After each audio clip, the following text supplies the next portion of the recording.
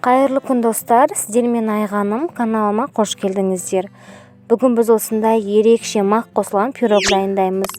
Видеоның соңына дейін қарап, лайк басып, комментарий қалдыруды ұмытпаңыздар. Бұл пирогтың салмасы, яғни начинкасы өте дәмді әрі өте ерекше болып шығады. Алдымен пирогымыздың қамырын дайындаймыз. Ол үшін ұнымызды осылай електен өткізіп алып, үстінен қантымызды, сары майымызды қосамыз, және де миксердің осындай насадкасымен жақсылап араластырып аламыз. Бұл жерде миксерді пайдаланбай-ақ қолмен де күтуге болады. Енді үстіне салқын суымызды құйып, жұмсақ қамыр илейміз. Қамырымыз жұмсақ әрі қолға жабыспайтын болу керек.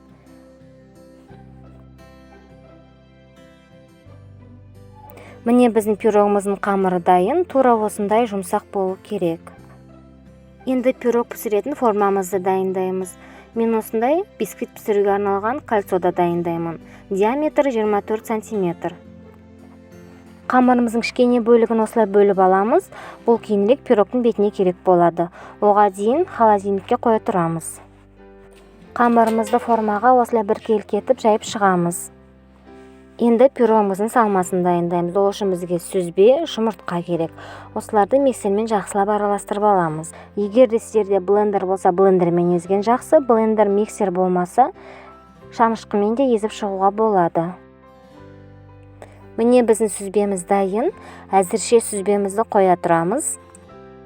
Ыдысымызға сүтімізді құйып, үстінен қант, мак және де ұнтақ жармасын қосып жақсылап араластырамыз.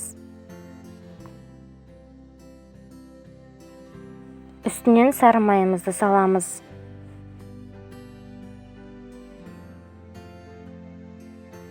Енді осы массамызды жай отқа қойып, 10-15 минут жақсылап қоюланғанша араластырамыз.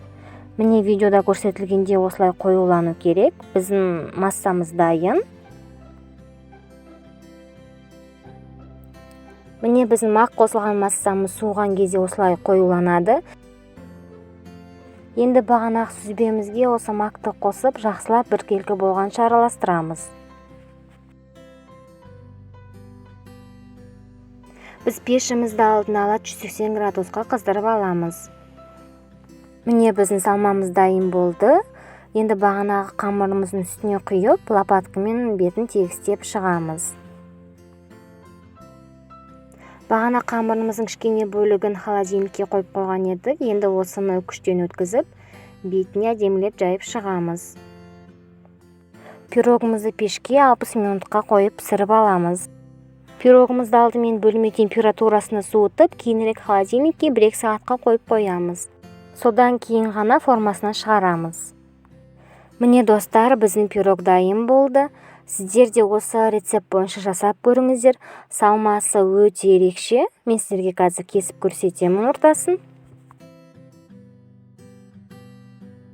Достар, бұл пирогтың дәмі өзіме өте қатты ұнады, және де сіздерге де ұнайды деген ойдамын.